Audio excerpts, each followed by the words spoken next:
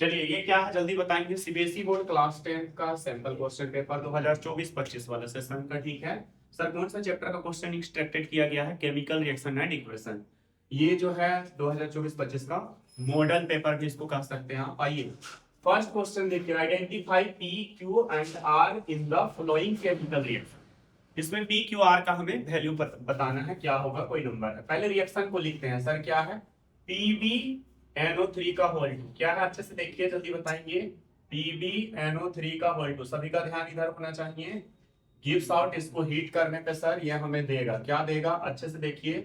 PbO okay, same to same था कि नहीं बोर्ड पेपर में? यही रिएक्शन था कि नहीं, याद कीजिए। अभी तुरंत मैं करवाया हूँ NO2 प्लस सर क्या O2। याद कीजिए सर, यहाँ पर जो है वो दे रखा है, क्या है, P है, यहाँ पर P है, यहाँ पर क्या है, Q है, और यहाँ पर क्या है, R है। ठीक, चलिए हमें क्या करना है, फाइंड करना है यहाँ पे जो कुछ भी होगा। पहले तो इसको आप इस फॉर्म में लिखिएगा, क्या, तो PbN, ये 2 इससे मल्टीप्लाई होगा तो क्या हो जाएगा, 2 आंसर 2, 2 3 सर कितना 6, तो ऑक्सीजन का 6 एटम इक्वल टू इधर सर अच्छे से देखिए यहाँ पर क्या हो जाएगा, PbO प्लस सर क्या NO2 सेम टू सेम, और यहाँ पर क्या हो जाएगा O2। चलिए चेक कीजिए कौन कौन सा बैलेंस है, कौन कौन सा नहीं है बैलेंस। पहला PbA वो है, इधर भी एक है PB, तो PB बैलेंस है, लेड बैलेंस है।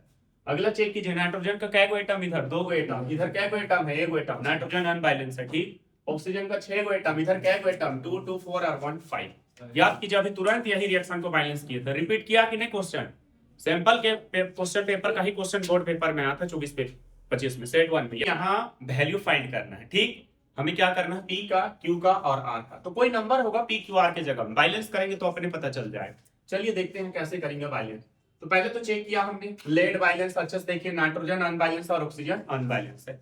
तो सबसे पहले देखिए ऑक्सीजन का 2 एटम 2 एटम, और इधर 6, इधर कम है, इधर आएंगे 6 होना चाहिए, यहाँ 1 है, यहाँ 2 से मल्टीप्लाई करेंगे तो 6 हो जाए। ये लेड को गड़बड़ कर दिया, देखिए लेड के पहले 2 से मल्टीप्लाई, तो जो लेड बैलेंस था वो लेड अब गड़बड़ हो गया, तो इधर आएंगे, यहाँ किससे मल्टीप्लाई करेंगे, 2 से।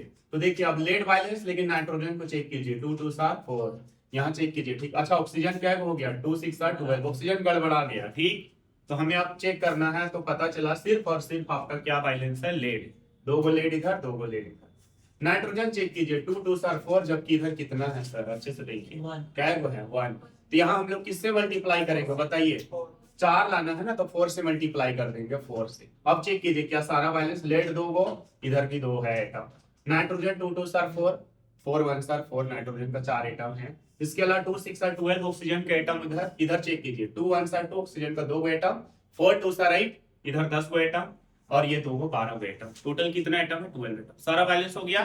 तो बताइए पी के जगह में क्या है, 2, क्यू के जगह में क्या आया, 2, और सर आप बताइए आर के जगह में क्या आया, 4। किसी को कोई दिक्कत समझने में? आइए sir next question, question number 5 में जो पूछा गया था सैंपल क्वेश्चन पेपर, वो देखते हैं। ये 1 नंबर पर ही देखा गया था। नेक्स्ट है, देखिए when 50 gram of lead powder is added to 300 ml blue copper sulphate solute में। ठीक, क्या किया जाता है, लेड पाउडर, लेड पाउडर मतलब जल्दी बताइए, लेड पाउडर मतलब बोलिए, लेड पाउडर मतलब पीबी। ठीक, और इसको किसमें, इसमें क्या ऐड कर रहे हैं लेड पाउडर में, 300 ml ब्लू कॉपर सल्फेट, तो CuSO4 ऐड कर रहे हैं। क्या ऐड कर रहे हैं, CuSO4। याद रखिए इसका कलर ब्लू का है, अभी बताया था मैं, 5 वाटर का मॉलिक्यूल्स प्रेजेंट होता है। नेक्स्ट बताइए, जब इसको हम लोग ऐड करेंगे तो यहाँ पे बोला जा रहा few hours the solution, after few hours the solution becomes colourless.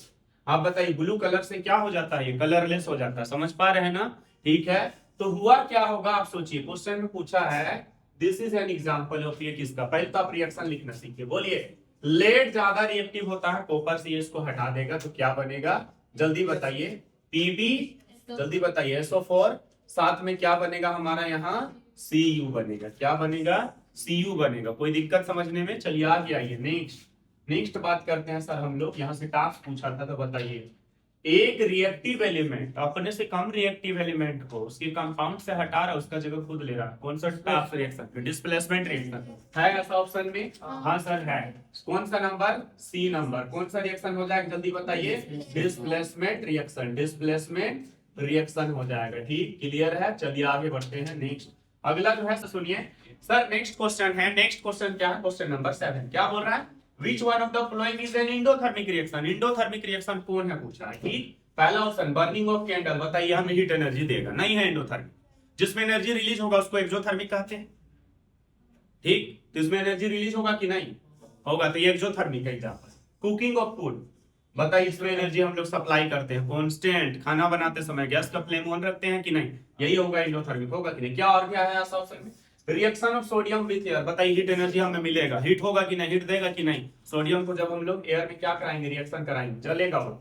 Decomposition of vegetable matter, जो भी साग सब्जी का छिलका वगैरह वो सड़ता है, डिकम्पोज होता, सिर्फ ये नहीं ऑर्गेनिज्म का डेड बॉडी तो सड़ेगा, तो उससे भी हीट एनर्जी रिलीज होगा, हीट टेम्परेचर रिलीज होता है, उसके आसपास का टेम्परेचर बढ़ जाएगा। बताइए टेम्परेचर रिलीज हो रहा है मतलब हीट एनर्जी, कौन सा रिएक्शन, जल्दी बताइए। कैसा रिएक्शन, एक्सोथर्मिक। कोई दिक्कत समझने में, तो ये भी एक्सोथर्मिक। तो कौन होगा ऑप्शन, जल्दी बताइए 7 में। 7 में कौन होगा, बी नंबर। कोई दिक्कत सर, नेक्स्ट अगला ये और लास्ट रिएक्शन।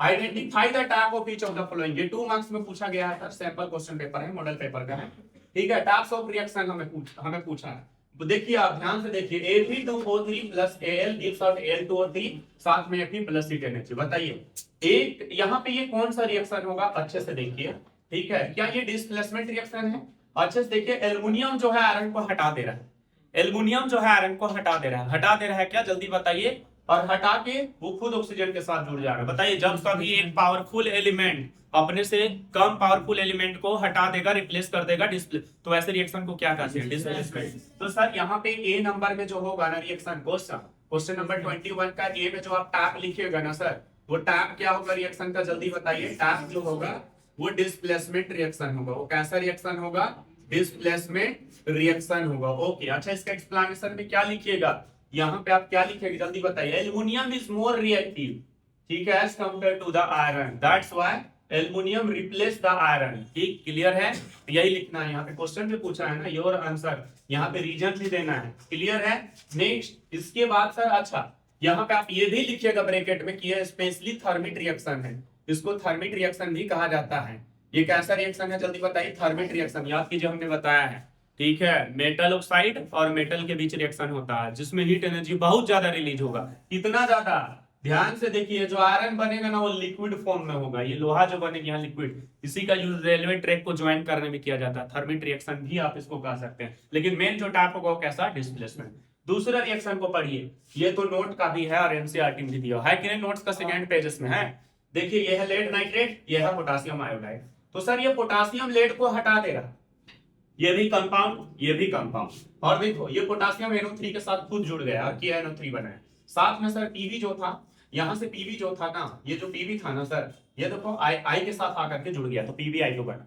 दो कंपाउंड के बीच जब आयन का एक्सचेंज होता है तो उसको क्या कहते हैं, डबल डिस्प्लेसमेंट। तो ये जो है बी नंबर जो रिएक्शन है वो टैप में क्या लिखेगा सर, इसका टैप में आप डबल डिस्प्लेसमेंट रिएक्शन लिखिएगा। क्या लिखेगा, double displacement reaction, double displacement reaction लिखिएगा, डबल डिस्प्लेसमेंट रिएक्शन। ओके, अच्छा रीजन में क्या बोलिएगा, because here the exchange of ion is taking place between two compounds. Ion का एक्सचेंज दो कंपाउंड के बीच टेकिंग प्लेस कर रहा है, दैट्स व्हाई ये कैसा रिएक्शन कहलाएगा, डबल डिस्प्लेसमेंट। कोई दिक्कत समझने में, कॉपी कीजिए, काफी आसान क्वेश्चन था कि नहीं। तो 24-25 का आप देख सकते हैं क्वेश्चन वगैरह रिपीट। तो कैसा क्वेश्चन आ रहा देख रहा है, बैलेंस करने के लिए हर साल पूछा जा रहा है कि नहीं, तो अच्छे से प्रैक्टिस कीजिएगा। हमने ट्रिपल स्टार लगवा दिया है सर सारा टॉपिक में, आप अपनी कोडिंग लिख